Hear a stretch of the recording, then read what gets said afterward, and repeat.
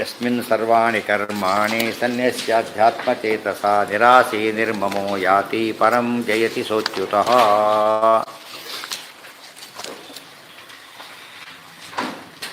ಎಷ್ಟೀಗ ಉಕ್ತಾಚಾರಮ್ಮ 95. ಅಪತ್ಯಸ್ಯೈವ ಚ ಅಪತ್ಯಂ ತದಾರಣ್ಯಂ ಅದಲ್ಲ. ಗೃಹಸ್ಥಸ್ತು ಯದಾ ಪಶ್ಯೇತ್ ಅದನ್ನು ಹೇಳಬೇಕೀಗ. ವಾನಪ್ರಸ್ಥಾಶ್ರಮ ಕಾಲಸ್ತು, ವಾನಪ್ರಸ್ಥದ ಕಾಲ ಯಾವುದು ಅಂತ ಹೇಳ್ತೇವೆ. ವಾನಪ್ರಸ್ಥ ಯಾವಾಗ ಆಗಬೇಕು? ಗೃಹಸ್ಥಸ್ತು ಯದಾ ಪಶ್ಯೇತ್ ಫಲಿತಮಾತ್ಮನಃ. ಸರಿಯಾಗಿ ನೋಡ್ಬೇಕಿನ್ನ. VRS ತೊಗೊಳಕ್ಕೆ ಹೊರಟ, ಇವತ್ತು ಅಪಾಯಿಂಟ್ ನಾಳೆ VRS ಅಪ್ಲೈ ಮಾಡೋದು. ಏನು ಮಾಡ್ಬೇಕು ಅದಕ್ಕೆ? ಇವತ್ತು ಅಪಾಯಿಂಟ್ಮೆಂಟ್ ಡ್ಯೂಟಿ ರಿಪೋರ್ಟ್ ಮಾಡ್ಕೊಂಡು ಒಂದು ಅಪಾಯಿಂಟ್ಮೆಂಟ್ ಮಾಡಿ ಏನು ಮಾಡ್ತಾರೆ ಅದಕ್ಕೆ?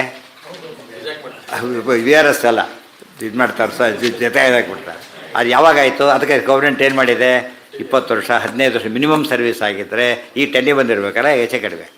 ಈ ಕಡಿಮೆ ಮೊದಲು 20 ಇತ್ತು, ಆಮೇಲೆ 15 ಬಂದಿತ್ತು, ಮುಂದೇನೋ ಗೊತ್ತಿಲ್ಲ. ಅಂದರೆ ಅದಕ್ಕಿಂತ ಮುಂಚೆ ಮಾಡಿದರೆ ಅದು ಕೆಲಸ ಬಿಟ್ಟಾಗ ಲೆಕ್ಕ ಹೊರತು ರಿಟೈರ್ಮೆಂಟ್ ಕೌಂಟ್ ಆಗೋದಿಲ್ಲ. ಅದೇ ರೀತಿಯೇ ಇಲ್ಲಿ ಯಾವಾಗ ವಾನಪ್ರಸ್ಥರಾಗಬೇಕಂತ ಪ್ರಶ್ನೆ. ಈಗ 30 ವರ್ಷಗಳು ವಾನಪ್ರಸ್ಥನ ಆಗಿಬಿಟ್ರೆ ಏನು ಮಾಡಬೇಕಾಗ? ತಪ್ಪದು. ಅದು ವಾನಪ್ರಸ್ಥಾಶ್ರಮಕ್ಕೆ ಎಲಿಜಿಬಿಲಿಟಿ ಇಲ್ಲ. ಆಗ ಎಷ್ಟು ಇಂಪಾರ್ಟೆಂಟ್ ನೋಡಿ. ಫಲಿತಮಾತ್ಮನಃ ಫಸ್ಟ್. ಅದು ತಲೆ ಬೆಳಗಾದ ತಕ್ಷಣ ಅಲ್ಲಿಂದ ಶುರು ಮಾಡಿದ್ರು. ತಲೆಗೂಸು ಬೆಳಗಾಗೋದ್ರಿಂದ ಶುರುವಾಗಬೇಕದು.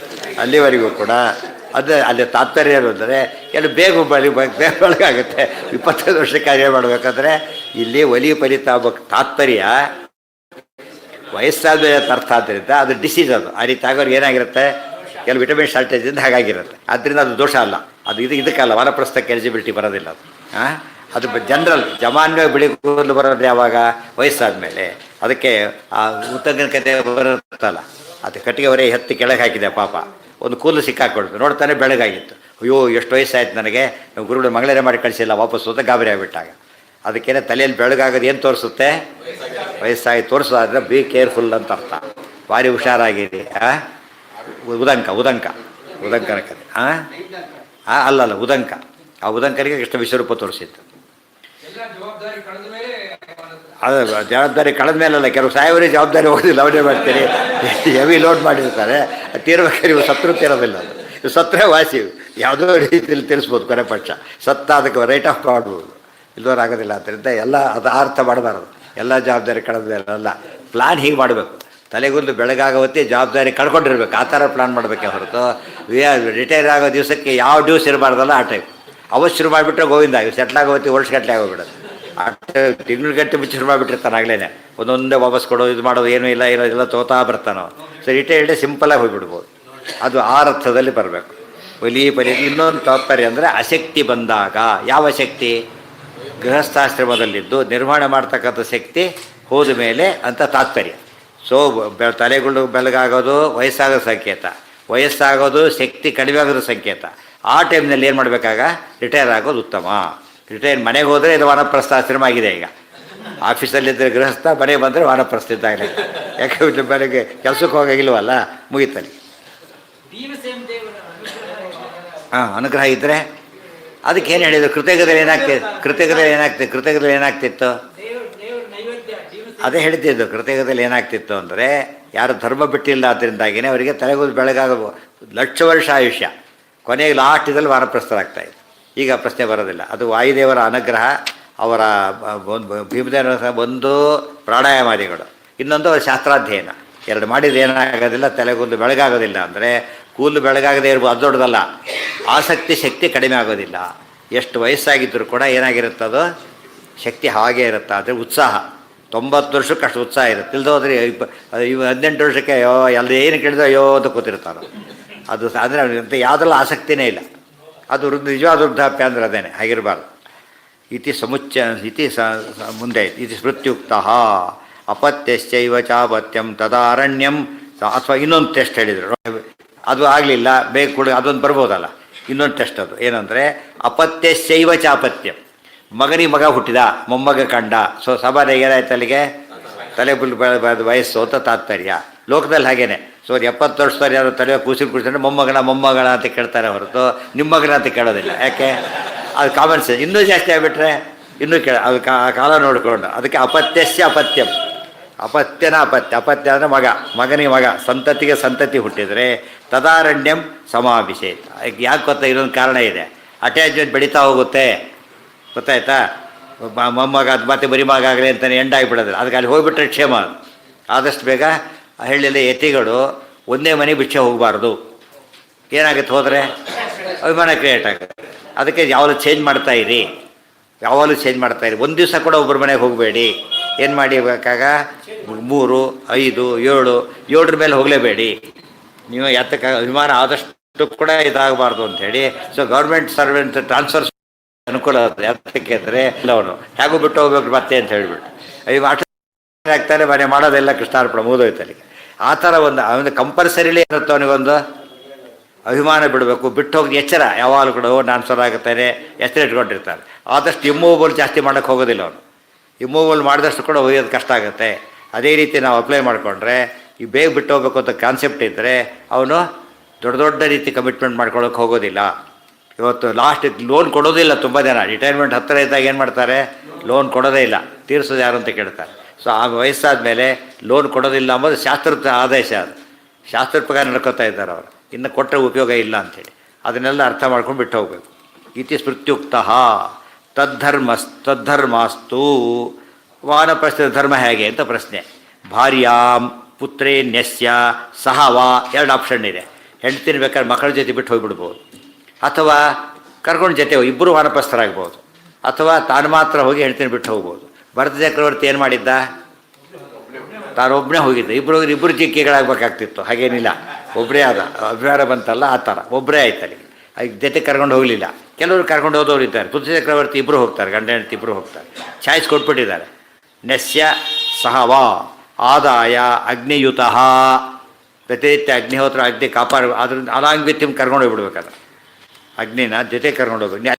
ಇಲ್ಲ ಆದ್ದರಿಂದ ಯತಿ ಆಗ್ಬೇಕಾದ್ರೆ ತೊಗೊಂಡು ಹೋಗ್ಬಾರ್ದು. ಯಾತಕ್ಕೆ? ಮುಂದೆ ಅಗ್ನಿ ಪ್ರಸಕ್ತಿನೇ ಇಲ್ಲ ಅಂತಂದರೆ ಬಿಟ್ಟುಬಿಡ್ತಾರೆ. ಅರಣ್ಯೇ ವನ್ಯೈಹಿ ಪಿತೃದೇವತಾ ಅತಿಥಿಶ್ಚ ಪೂಜೆಯನ್. ಗೃಹಸ್ಥಾಶ್ರಮ ಇದ್ದಾಗೆ ಇರಬೇಕು. ಆದರೆ ವನ್ಯೈಹಿ ಯಾವುದು ಏನು ತೊಗೊಂಡು ಹೋಗಬಾರ್ದು, ಅವನು ಊರಿಂದ ತೊಗೊಂಡು ಹೋಗಬಾರ್ದು. ವನದಲ್ಲಿ ಏನು ಸಿಗುತ್ತೋ ಅದನ್ನು ತೊಗೋಬೇಕೇ ಹೊರತು ಯಾರು ಊರಿಂದ ಬರ್ಸು ತೊಗೋಬೇಡಿ ಅಂತ ಹೇಳ್ತಾರೆ, ತರಬಾರ್ದು. ಊರಿಂದ ಬರ್ತಾ ವನದಲ್ಲಿ ಏನು ಸಿಗೋದೇ ಇಲ್ಲ, ಸ್ವಲ್ಪ ತೊಗೊಂಡ್ಮೇಲೆ ಅಲ್ಲಿದ್ದಾರೆ ವನಪ್ರಸ್ಥಾಶ್ರಮ ಹೋಯ್ತು. ಏನು ಬೇಕಲ್ಲಿ ಅಲ್ಲಿ ಸಿಗೋದನ್ನೇ ತೊಗೋಬೇಕು ಹೊರತು ಬೇರೆ ಇಲ್ಲ. ಇದು ಇನ್ನೊಂದು ಕಪ್ಲೈ ಆಗುತ್ತೆ. ಯಾವ ದೇಶಕ್ಕೆ ಹೋಗಿರ್ತೀರೋ, ಯಾವ ದೇಶ ಅಂದರೆ ವಿದೇಶ ಅಂತ ಹೇಳ್ತಾ ಇಲ್ಲ, ಯಾವ ಸ್ಥಳಕ್ಕೆ ಹೋಗಿರ್ತೀರೋ ಆ ಸ್ಥಳದಲ್ಲಿ ಏನು ಆಹಾರ ಸಿಗುತ್ತೋ ಆಹಾರ ತೊಗೊಂಡ್ರೆ ಆರೋಗ್ಯ ಸರಿ ಇರುತ್ತೆ. ನಮ್ಮ ಆಹಾರ ತೊಗೊಳ್ಬಾರ್ದು, ಇಲ್ಲಿಂದ ತೊಗೊಂಡು ಹೋಗಬಾರ್ದು. ಯಾಕೆಂದರೆ ಆ ಕ್ಲೈಮೇಟ್ಗೆ ಅದೇ ಸೂಟ್ ಆಗೋದು. ಇದು ತಿಂತಷ್ಟೇ ವೇರಿಯೇಷನ್ ಶುರುವಾಗುತ್ತೆ, ಆ ಆರೋಗ್ಯ ಕೆಟ್ಟೋಗ್ಬಿಡುತ್ತೆ. ಅದು ತುಂಬ ಇಂಪಾರ್ಟೆಂಟ್. ಅದಕ್ಕೆ ರಾಮದೇವರಿಗೆ ಏನು ಮಾಡ್ತಾನೆ ಇತ್ತ ಗುಹಾ ಫಸ್ಟ್ ಡೇ ಏನು ಭಾರಿ ಶುರು ಮಾಡಿ ದೊಡ್ಡ ದೊಡ್ಡ ಅಡುಗೆ ಮಾಡಿಸ್ಬಿಡ್ತಾರೆ. ರಾಮದೇವ್ರು ಹೇಳ್ತಾರೆ ಏನಿದೆ ಅಲ್ಲ, ನಾವು ವನವಾಸಕ್ಕೆ ಬಂದಿರೋದು, ಒಂದು ಚೂರು ಮುಟ್ಟಾಗಿಲ್ಲ ಇದರೊಳಗೆ, ಗೆಡ್ಡೆಗೆಣಸು ಅಷ್ಟೇ. ಅದು ಕೂಡ ವಾನಪ್ರಸ್ಥರೆಲ್ಲ ಸರ್ವಿಸ್ ರಿಟೈರ್ಡ್ ಪರ್ಸನ್ಗೆ ಯಾರು ಕೊಡ್ತಾರೆ? ಅಸಿಸ್ಟೆನ್ಸ್ ಕೊಡ್ತಾರಾ? ರಿಟೈರ್ಡ್ ಪರ್ಸನ್ಸಿಗೆ ಏನು ಕೊಡೋದಿಲ್ಲ. ಆದ್ದರಿಂದ ಸೇವಕರು ಇರಬಾರ್ದು. ಲಕ್ಷ್ಮಣ ಮಾಡ್ತಾರೆ, ನೀನು ಮಾಡಬಾರ್ದು ಅಂತ ಹೇಳ್ತಾರೆ. ನಮ್ಮವ್ರು ಮಾಡಬೇಕೆ ಹೊರತು ನೀನು ಮಾಡೋ ಹಾಗಿಲ್ಲ. ಯಾವುದೋ ಡಿಸಿಪ್ಲಿನ್ ಹಾಗೆ ತೋರಿಸ್ತಾರೆ ಅದನ್ನು. ಪಾಂಡವರು ಹಾಗೇನೆ ಪೂರ್ತಿ ವನವಾಸದಲ್ಲಿ ಏನು ಮುಟ್ಟೋದಿಲ್ಲ, ವನದಲ್ಲಿ ಸಿಗೋದು. ಚಾತುರ್ಮಾಸ್ಯಕ್ಕೆ ಬರೋದನ್ನು ಹೇಗೆ ತೊಗೋಬೇಕೋ, ವನಪ್ರಸ್ಥರಾದವರು ವನದಲ್ಲಿ ಸಿಗೋದು ಮಾತ್ರ ತೊಗೋಬೇಕೇ ಹೊರತು ಬೇರೆ ಕಡೆಯಿಂದ ಸೇರಿ ತಪ್ಪು. ಆ ವನದಲ್ಲಿ ಸಿಗೋದೇ ಆಗಬೇಕು. ಮತ್ತು ವನದಲ್ಲೂ ಕೂಡ ಆ ಪರ್ಟಿಕ್ಯುಲರ್ ವನದಲ್ಲಿ ಸಿಗೋದೇ ಆಗಬೇಕು. ಸೀಸನ್ ಹಾಗೇನೆ, ಆಯಾ ಕಾಲಕ್ಕೆ ಏನು ಹಣ್ಣು ಬರುತ್ತೋ ಅದೇ ಹಣ್ಣೇ ತಿನ್ನಬೇಕು, ಬೇರೆ ತಿನ್ನಬಾರ್ದು. ಆ ಹಣ್ಣು ಏನಾಗಿರುತ್ತೆ ಕ್ಲೈಮೇಟ್ ತಕ್ಕ ಸರಿಯಾಗಿ ದೇವ್ರು ಮ್ಯಾಚ್ ಮಾಡಿರ್ತಾರೆ. ನಾವು ಬೇರೆ ಬೇರೆ ಮಾಡ್ಕೊಂಬಿಟ್ರೆ ದೇಹ ಕೆಟ್ಟೋಗ್ಬಿಡ್ತಾರೆ.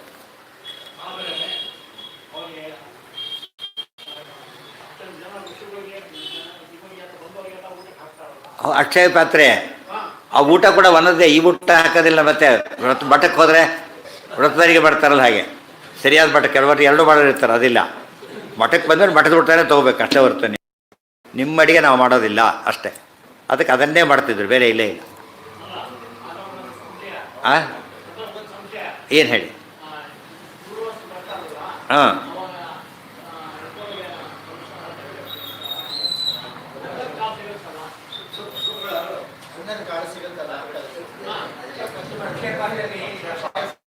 ಹೌದು ಹೌದು. ಯಾರು ಹೇಳಿದ್ರು ಅಂತಲ್ಲಿ? ಅದೊಂದು ದೊಡ್ಡ ಕಥೆ. ಅದು ತುಂಬ ಜನ ಕನ್ಫ್ಯೂಸ್ ಮಾಡ್ಕೊಂಡ್ಬಿಟ್ಟಿದ್ದಾರೆ. ಅದು ಆ್ಯಕ್ಚುಲಿ ಅಲ್ಲಿ ಏನು ಪ್ರಾಬ್ಲಮ್ ಬರೋದು ಗೊತ್ತಾ? ಹಾಗಿದ್ದರೆ ಪಾತ್ರೆ ನಾವು ತೊಳೆದಾಗೆ ಅವರು ತೊಳಿತಿದ್ರು, ಸರಿಯಾಗಿ ತೊಳಿತಿದ್ದಿಲ್ಲ ಅಂತ ಆಯ್ತಲ್ಲ. ಅದು ನಾವು ಹಾಗೆ ತೊಳಿಬೋದು, ಇನ್ನೊಂದು ದಿವಸ ಉಟ್ಕೊಂಡ್ಬಿಡ್ಬೋದು. ಹಾಗಲ್ಲ ಅದು. ಅದು ಕೃಷ್ಣನ ಸಾಮರ್ಥ್ಯ, ಅದು ಕೃಷ್ಣನ ಸಾಮರ್ಥ್ಯ. ಎಂಥ ಸಾಮರ್ಥ್ಯ ಅಂತ ಕೇಳಿದರೆ ಸಿಂಪಲ್. ಕೆಲವು ಪಾತ್ರೆಗಳು ಎಷ್ಟೇ ತೊಳೆದ್ರೂ ಕೂಡ ಏನಿರುತ್ತೆ, ನೀವು ತಾರು ಹುಡಿ ಮಾಡ್ತಿರ್ತೀರಿ, ಆ ಪಾತ್ರೆ ಎಷ್ಟೇ ತೊಳೆದ್ರೂ ಕೂಡ ನೀವು ಹಾಲಾಕಿ ಕೆಟ್ಟರೆ ಹೊಡೆದೋಗುತ್ತೆ. ಅಷ್ಟು ಸುಟ್ಟು. ಬಟ್ ಅದು ನಮಗೆ ವಿಸಿಬಲ್ ಅಲ್ಲ, ಅದು ನಮಗೆ ವಿಸಿಬಲ್ ಅಲ್ಲ, ಎಫೆಕ್ಟ್ ವಿಸಿಬಲ್ ಅಷ್ಟೇ, ಅದು ಕಾಣಿಸೋದಿಲ್ಲ. ಅದನ್ನು ಕೃಷ್ಣ ಅನಂತ ಮಾಡಿದ. ಅಷ್ಟೇ ಹೊರತು ಬೆತ್ತಿದ್ದನ್ನು ಅನಂತ ಮಾಡಿದ ಅಂತ ಹೇಳಿಲ್ಲ. ಬೆತ್ತಿದ ಅಗಳೆಲ್ಲ ಇತ್ತು ಅಂತ ಅರ್ಥ ಹೇಳಿಲ್ಲ ಅದಕ್ಕೆ. ಅದು ತಾತ್ಪರ್ಯ. ತುಂಬ ಜನ ಅಲ್ಲಿ ತಪ್ಪು ತಿಳ್ಕೊಬಿಟ್ಟು ಏನೇನೋ ಮಾಡಿ ಮಿಸ್ಅಂಡರ್ಸ್ಟ್ಯಾಂಡ್ ಮಾಡ್ಕೊಂಡು ಮಿಸ್ಯೂಸ್ ಮಾಡ್ತಾರೆ. ಮಾಡೋಕ್ಕೆ ಸಾಧ್ಯ ಅವಕಾಶ ಇಲ್ಲ. ಆಯಿತಾ? ಪಿತೃದೇವತಾ ಅತಿ ವಿಷ್ಯ ನೋಡಿ, ಪಿತೃಕಾರ್ಯ ಬಿಡಾಗಿಲ್ಲ. ವನಪ್ರಸ್ಥನಾದವನಿಗೆ ಪಿತೃಕಾರ್ಯ ಕಂಪಲ್ಸರಿ ಮಾಡಲೇಬೇಕು, ಬ್ರಹ್ಮಯಜ್ಞ ಮಾಡಬೇಕು, ಅದು ಯಾವುದೂ ಬಿಡ ಹಾಗಿಲ್ಲ. ಮತ್ತೇನು ಮಾಡಬೇಕಲ್ಲಿ? ವನದಲ್ಲಿ ಸಿಗೋದು ತೊಗೊಂಡೇ ಮಾಡಬೇಕು, ಬೇರೆ ತೊಗೊಂಡು ಮಾಡೋಂಗಿಲ್ಲ ಅಂತ. ಅಲ್ಲಿಯವ್ರನ್ನ ಕರಿಬೇಕು, ಇವ್ರನ್ನ ಕರಿಬೇಕು, ಊರವ್ರನ್ನ ಕರಿಯಾಗಿಲ್ಲ. ಯಾರನ್ನ ಕರಿಬೇಕು? ವನವಾಸಿಗಳಿಂದ ಕರಿಬೇಕು. ಅದು ನಮ್ಮಲ್ಲಿ ಪದ್ಧತಿ ಇದೆ. ಯಾವ ಕ್ಷೇತ್ರಕ್ಕೆ ಹೋದರೂ ಕೂಡ ಸ್ಥಳೀಯ ಬ್ರಾಹ್ಮಣರಿಗೆ ಆದ್ಯತೆ ಕೊಡಬೇಕು. ಅರ್ಥ ಆಯ್ತಾ? ತುಂಬ ಜನ ಅದು ಮರ್ತು ಬಿಡ್ತಾರೆ. ಸ್ಥಳೀಯ ಬ್ರಾಹ್ಮಣರಿಗೆ ಪ್ರಿಫರೆನ್ಸ್ ಕೊಟ್ಟು ಅವ್ರು ಮಾಡಬೇಕೆ ಹೊರತು ಬೇರೆ ಮಾಡಬಾರ್ದು. ಆ ರೀತಿ ಮಾಡಿದಾಗ ಅವ್ರು ಕೋಆಪ್ರೇಟ್ ಮಾಡ್ತಾರೆ. ಇವರು ಏನು ಮಾಡ್ತಾರೆ? ಎಲ್ಲ ಅಗೆರೆಸ್ಟ್ ಮಾಡೋಕ್ಕೆ ಶುರು, ಪ್ರತಿಯೊಂದಕ್ಕೂ ತೊಂದರೆ ಕೊಡ್ತಾರೆ. ಯಾಕೆಂದ್ರೆ ಅವ್ರ ಪಾಪ ಲೈವ್ಲಿಹುಡ್ ಹೋಗಿಬಿಡೋದು. ಶಾಸ್ತ್ರ ಪ್ರಕಾರನೇ ಲೋಕಲ್ ಏನಿರ್ತಾರೆ ಅವ್ರಿಗೆ ಅವಕಾಶ ಕೊಡಿ. ಅವು ಯಾರು ಇರೋದೆಲ್ಲ ಬೇರೆ ಕಡೆ ಕರ್ಕೊಂಡೋಗಿ ಅಥವಾ ರಿಸರ್ವ್ ಮಾಡಿ ಅವ್ರಿಗೆ. ಪೂರ್ತಿ ನೀವೇ ಮಾಡಿಕೊಂಡ್ರೆ ತಪ್ಪು ಅಂತ ಹೇಳ್ತಾರೆ. ಅದು ತುಂಬ ಇಂಪಾರ್ಟೆಂಟ್. ಬೇರೆ ಕಡೆ ಹೋದಾಗಲೇ ಅಷ್ಟೇ ಅಂತ ಅವ್ರು ಮಾಡ್ಸೋಕ್ಕೆ ಬರ್ತಾರಲ್ಲ, ನಮ್ಮ ಸಂಪ್ರದಾಯಕ್ಕೆ ವಿರುದ್ಧ ಅಂತ ನಾವು ಗಲಾಟೆ ಶುರು ಮಾಡ್ತೀವಿ. ಮಾಡಬಾರ್ದು. ಅವ್ರಿಗೆ ಕೊಡೋದನ್ನು ಕೊಟ್ಬಿಟ್ರೆ ಹೋಗ್ಬಿಡ್ತಾರೆ. ನೀವು ಏನಾದ್ರು ಮಾಡ್ಕೊಳ್ಳಿ ಅಂತ ಹೋಗ್ಬಿಡ್ತಾರೆ. ಇಲ್ಲ ನಿಮ್ಮ ಕೈಲಿ ಮಾಡಿಸೋದಿಲ್ಲ, ಏನೂ ಕೊಡೋದಿಲ್ಲ ಅಂದರೆ ಅವರು ಗಲಾಟೆ ಮಾಡ್ತಾರೆ. ನಮ್ಮ ಪ್ರಾಂತ ತ್ಯಾಗ ನಾವೇ ಮಾಡಬೇಕು ಅಂತ ಶುರು ಮಾಡ್ತಾರೆ. ಅದು ಕೊಟ್ಬಿಟ್ರೆ ತಂಟೆಗೆ ಬರಲ್ಲ. ಏನಾದ್ರು ಮಾಡಬೇಕು, ಇನ್ನೂ ಕೋಆಪ್ರೇಟ್ ಬೇಕಾದ್ರೆ ಕೊಟ್ಟು ಹೋಗ್ಬಿಡ್ತಾರೆ ಬೇಕಾದಷ್ಟು. ಎಲ್ಲ ಅಷ್ಟೇ. ಉತ್ತರದಲ್ಲಿ ಎಲ್ಲಿ ಹೋದರೂ ಕೂಡ ಹಾಗೇನೆ. ಉತ್ತರ ಎಲ್ಲೋದ್ರೂ ಕೂಡ ನೀವು ಅವ್ರನ್ನ ಇದು ಮಾಡಿಬಿಟ್ರೆ ತಂಟೆ ಬರೋದೇ ಇಲ್ಲ. ಪಿತೃದೇವತಾ ಅತಿಥಿ ಮಿಶ್ಚ ಪೂಜಯನ್ ತ್ರಿಶ್ರವಣ. ತ್ರಿಶ್ರವಣ ಇಂಪಾರ್ಟೆಂಟ್. ಗೃಹಸ್ಥನಿಗೆ 3 ಸ್ಥಾನ ಕಂಪಲ್ಸರಿ ಅಲ್ಲ.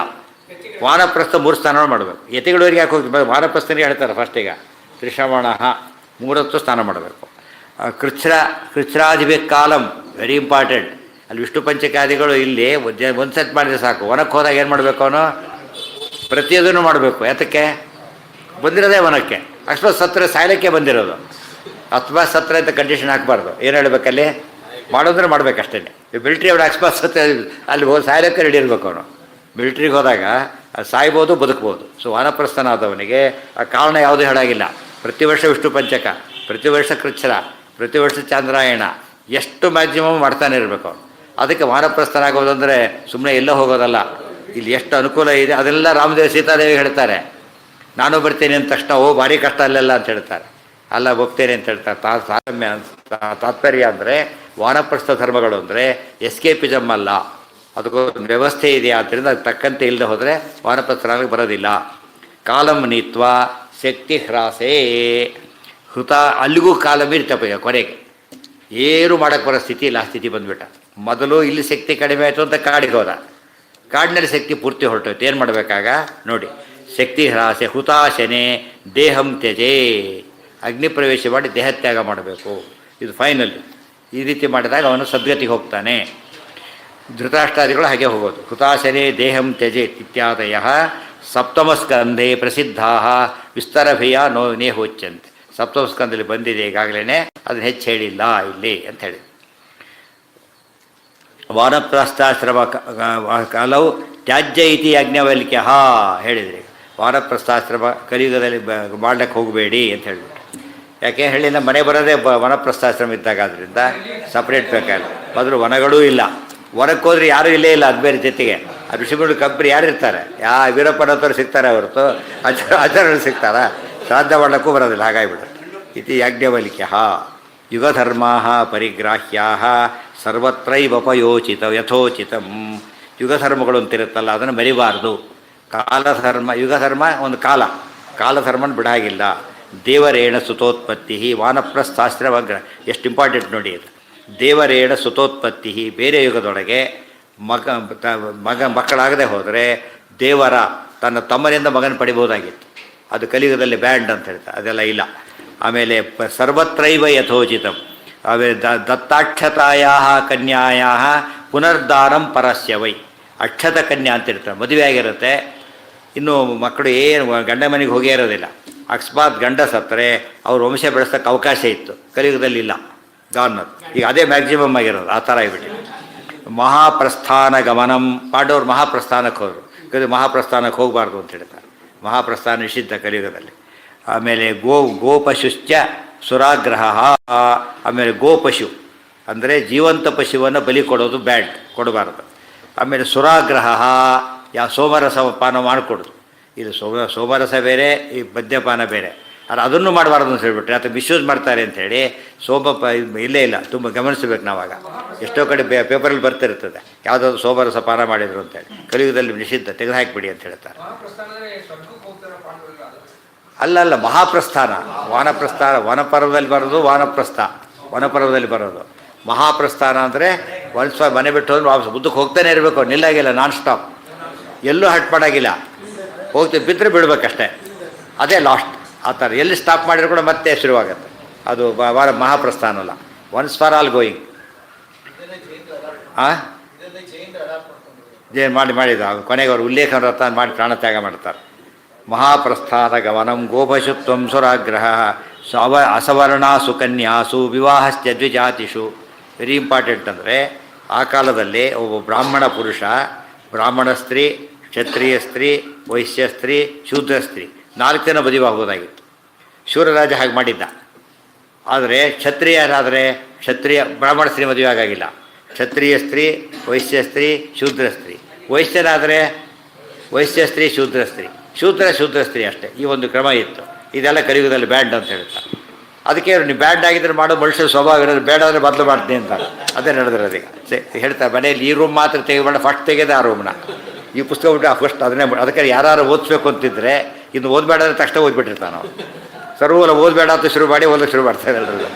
ಓದಬೇಕು ಅಂತ ಹೇಳಿ ಬಿಟ್ಬಿಟ್ಟಿದ್ದಾನೆ ಅಷ್ಟೇ. ಮಹಾಪ್ರಸ್ಥಾನ ಗಮನಂ ವಿವಾಹಶ್ಚ ದ್ವಿಜಾತಿಷು. ಆದ್ದರಿಂದ ಎಲ್ಲಿ ಮದುವೆ ಆಗಬೇಕು ಅಂದರೆ ಸವರ್ಣ ಸ್ತ್ರೀನೇ ಆಗಬೇಕು. ಮತ್ತು ಹೆಚ್ಚು ಪತ್ನಿಯರಿಲ್ಲ, ಸವರ್ಣ ಪತ್ನಿನೇ ಆಗಬೇಕು. ಇವೆಲ್ಲ ನಿಯಮಗಳು. ಸುರಾಗ್ರಹ ಅಸವರ್ಣಾಸು ಕನ್ಯಾಸು ವಿವಾಹಶ್ಚ ದ್ವಿಜಾತಿಷು ಪ್ರಾಯಶ್ಚಿತ್ತ ವಿಧಾನಂತೂ ವಿಪ್ರಾಣ ಮರಣಾಂತಿಕಂ. ಭಾರಿ ಸ್ವಾರಸ್ಯ. ಕೆಲವು ಪಾಪಗಳು ಮಾಡಿದರೆ ಮರಣಾಂತ ಪ್ರಾಯಶ್ಚಿತ್ತ ಅಂತ ಮಾಡಬೇಕು. ಯಾವ ಹೋಮ ಮಾಡಿಕೊಂಡ್ರೆ ಹೋಗೋದು ಮರಣಾಂತ ಪ್ರಾಯಶ್ಚಿತ್ತ. ಕಲಿಯುಗದಲ್ಲಿ ಬ್ಯಾಂಡ್ ಅಂತ ಹೇಳಿದ್ದಾರೆ. ಯಾಕೆಂದರೆ ಎಲ್ಲ ಯಾವುದಕ್ಕೂ ಕೊಂದಾಕಿಬಿಟ್ರೆ ಕಟ್ಟ ಪುರೋಹಿತರುಗಳು ಅಂತೇಳಿ ಹೇಳಿಲ್ಲ. ಬ್ಯಾಂಡ್ ಅದು ಇಲ್ಲೇ ಇಲ್ಲ, ಆ ಶಿಕ್ಷೆ ಇಲ್ಲ. ಪ್ರಾಣಾಂತಕ್ಕೆ ಶಿಕ್ಷೆ ಕೊಡಬಾರ್ದು ಅಂತ ಹೇಳ್ತಾರೆ. ಅಥವಾ ನಾವು ಸರ್ಕಾರ ನೋಡಬೇಕು ಇವನ್ನೆಲ್ಲ ಕೂಡ.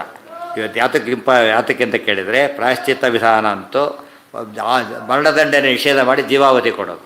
ವಿಶೇಷತಃ ವಿಪ್ರಾಣ, ಬ್ರಾಹ್ಮಣರಿಗೆ ಯಾವ ಶಿಕ್ಷೆ ಇಲ್ಲ, ಮರಣಾಂತಿಕ ಶಿಕ್ಷೆ ಇಲ್ಲ ಅವನಿಗೆ. ಅದಕ್ಕೆ ಹೇಳ್ತಾರೆ ಅಶ್ವತ್ಥಾಮರನ್ನು ಕೊಲ್ಲಬಾರ್ದು, ಅವಮಾನ ಮಾಡಿದರೆ ಸಾಕು ಬ್ರಾಹ್ಮಣ ಅಂತ ಹೇಳ್ತಾರೆ. ಮಣಿನ ಕಿತ್ತು ಕೆಡಿಸ್ಬಿಡ್ತಾರೆ. ಅದು ಹೇಗೆ? ಅದು ಈಕ್ವಲ್ ಟು ಡೆತ್ ಇದ್ದ ಹಾಗೆ, ಆ್ಯಕ್ಚುಯಲ್ ಡೆತ್ ಇಲ್ಲ. ಸೊ ಪ್ರಾಯಶ್ಚಿತ್ತ ವಿಧಾನಂತೂ ವಿಪ್ರಾಣ ಮರಣಾಂತಿಕಂ. ಬ್ರಾಹ್ಮಣರಿಗೆ ಅದಿಲ್ಲ. ಸಂಸರ್ಗದೋಷ ಪಾಪೇಶು ಮಧುಪರ್ಕೆ ಪಶೋರ್ವಧ. ಸಂಸರ್ಗದೋಷ ಪಾಪೇಶು.